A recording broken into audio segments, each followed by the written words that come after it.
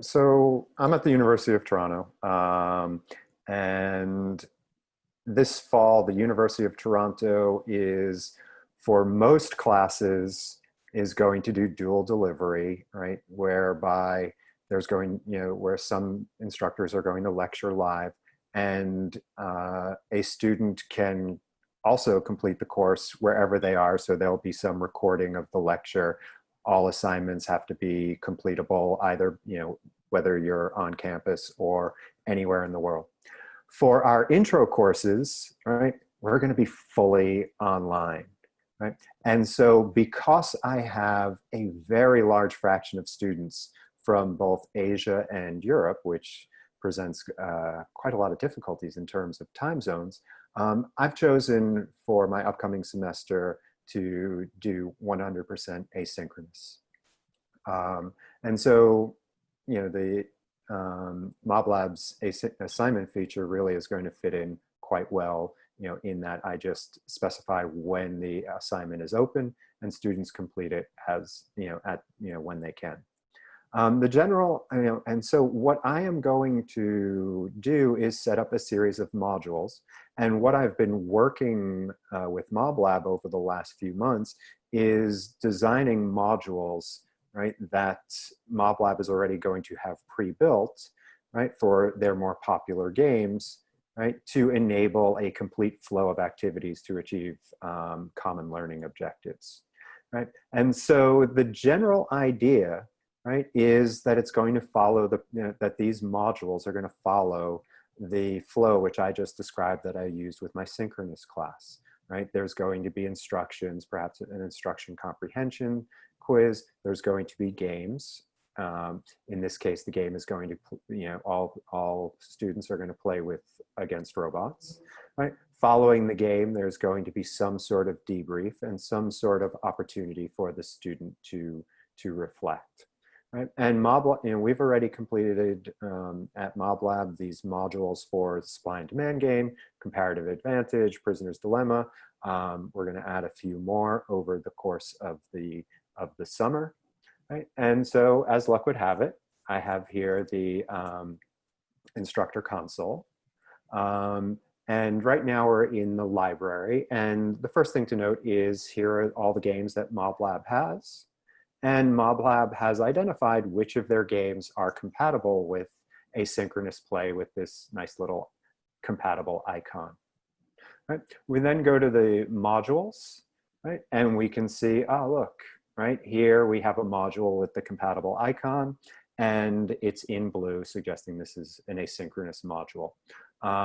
And I am just going to add this to a new playlist. Right? Supply, demand, and equilibrium, right? And I will, well, I don't want you playing now, but after the webinar, 1 o'clock, and I will close this in 2 weeks' time. So you can, as using your login, see what this async module is all about. What I'm going to do now is I've set up this module in a different playlist, and I just want to walk through how this module looks from the perspective of a student. And Nathaniel, did I switch to a different browser? Yes, we can Excellent. see now the student perspective. Yes, and so as you can see, as a student, I see that there is a class, MobLab U, Principles of Economics. I set that class up, and I set up a module which I have called Assignment for Bob. That's me. So I'm going to join it. Right? It lets me know that once you begin an activity, you have to complete it in order to receive full credit. So I am going to begin the first activity. The first activity, right, is a brief survey. And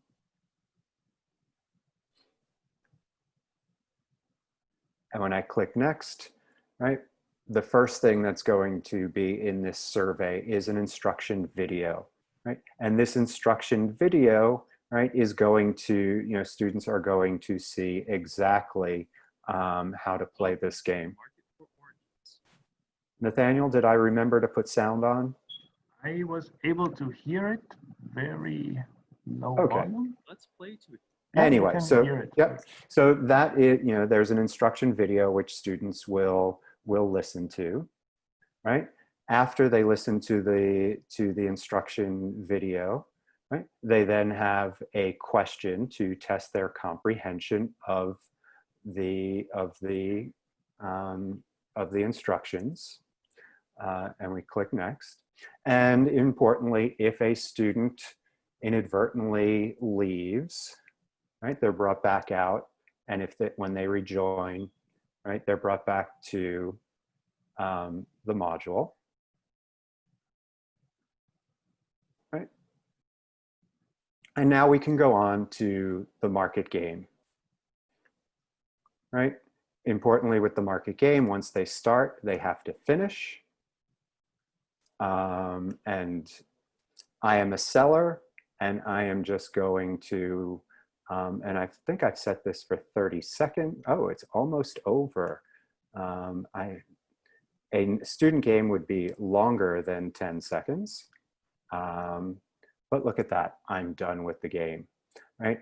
After I'm done with the game, right, the system prompts me, right? Do I want to participate in the next activity, right? I can either leave and not participate in the next activity just yet. I might want to look at the results. But if I want to then participate to the next activity, I just click that little button, which gives me the activity playlist, right? I'm then brought to a reflection survey, right? A friend is going to be a seller in the orange market. What strategy would you suggest? I am going to suggest that my friends sell at high price. Sometimes students are not much more informative or reflective than that, right? And I submit, and now I've done the reflection question, right? We can go to the activity list and, oh, there's one more activity left. This is the concept review. This is the debrief, right? Which when we begin the activity, right? We start with a debrief video, right? Where in this video, what we do is we go from individual demands to market demand, right? And explain why we predict that the price that we're going to see is the intersection of supply and demand, right? And that's all covered in this 14-minute video. And when they complete that video, they're then prompted with a couple of comprehension questions, right? And I deleted one of the comprehension questions because in the interest of time. And now the student has completed the activity, right? Unfortunately, they didn't get the comprehension question right. Right? So that's what the activity is going to look like from the student's perspective, right? And we can see at this point, right, that they have completed the asynchronous module.